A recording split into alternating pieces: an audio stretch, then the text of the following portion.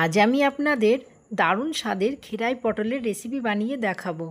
বাড়িতে থাকা কয়েকটি উপকরণ দিয়ে এই ক্ষীরাই পটল তৈরি করে নেব। শিখা কিচেন অ্যান্ড ব্লগে সবাইকে স্বাগত। প্রথমে আমি মশলা করে নেব। তার জন্য নিয়েছি 1 চামচ মৌরি, 3টে শুকনো লঙ্কা, 7-8টা কাজু বাদাম, 4-5টা গোলমরিচ দিয়ে ড্রাই রোস্ট করে নেব। ভাজা হয়ে গেছে। এবার এই মশলাগুলো ঠান্ডা করে মিক্সি জারের মধ্যে দিয়ে দিলাম। এবার এর মধ্যে অল্প একটু আদা আর একটু জল দিয়ে একটা মিহি পেস্ট বানিয়ে নেব। এবার কড়াইতে সাদা তেল গরম করে পটলগুলো ভেজে নেব। পটলগুলো মাঝখান থেকে কেটে নিয়েছি। এখানে 400 গ্রাম পটল নিয়েছি। পটল ভাজার সময় অল্প একটু নুন আর একটু হলুদ দিয়ে ভেজে নেব। নুন আর হলুদ দিয়ে একটু নাড়িয়ে পটলগুলো নরম হওয়ার জন্য একটু ঢেকে দেব। এবার ঢাকা খুলে পটলগুলো নাড়াচাড়া করে নিলাম। দেখুন পটলগুলো কিন্তু একদম ভাজা হয়ে গেছে আর নরমও হয়েছে। এবার তেল ঝরিয়ে পটলগুলো তুলে নিচ্ছি। এবার ওই তেলের মধ্যে ফোড়নে দিচ্ছি গোটা গরম মশলা। ফোড়নটা একটু ভেজে নিয়ে দিয়ে দেবো মশলা।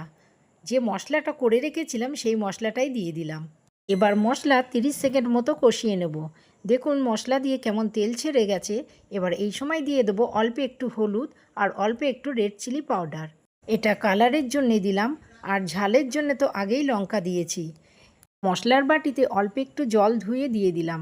মশলাটা একটু কষিয়ে দিয়ে দেবো ভেজে রাখা পটল। পটল মশলার সঙ্গে 1 মিনিট মতো কষিয়ে নেব। তারপরে দেবো ঘন করে জাল দিয়ে রাখা বড় 1 কাপ দুধ। এবার দুধটা ফুটিয়ে আরও একটু ঘন করে নেব।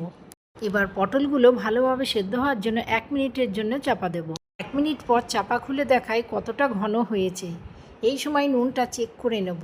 নুন লাগবে তাই অল্প একটু নুন দিয়ে দিলাম। আর দিলাম 1/2 চামচ গরম মশলা আর 1 চামচ ঘি। নিরামিষ রান্না তাই ঘি দিলে ভালো হয়। যারা ঘি পছন্দ করেন না তারা দেবেন না। রেসিপিটা যদি ফেসবুক থেকে দেখে থাকেন তাহলে পেজটি ফলো করে দেবেন, আর যদি ইউটিউব থেকে দেখে থাকেন তাহলে চ্যানেলটি সাবস্ক্রাইব করে নতুন বন্ধু হয়ে আমার পাশে থাকবেন। ক্ষীরাই পটল হয়েই গেছে। গ্যাস বন্ধ করে 10 মিনিটের জন্য স্ট্যান্ডে রেখে দিচ্ছি। 10 মিনিট পর খুলে দেখাচ্ছি। দেখতে যেমন সুন্দর হয়েছে, খেতেও খুব সুস্বাদু হয়েছে। একদমই নিরামিষ ক্ষীরাই পটলের রেসিপিটা আপনাদের কেমন লাগলো? আর যদি ভালো লেগে থাকে তাহলে অবশ্যই একটা লাইক দেবেন। আজ এই পর্যন্তই। আবারও দেখা হবে নতুন কোনো রেসিপি নিয়ে। সকলেই ভালো থাকবেন, সুস্থ থাকবেন। আজকের মতো টাটা।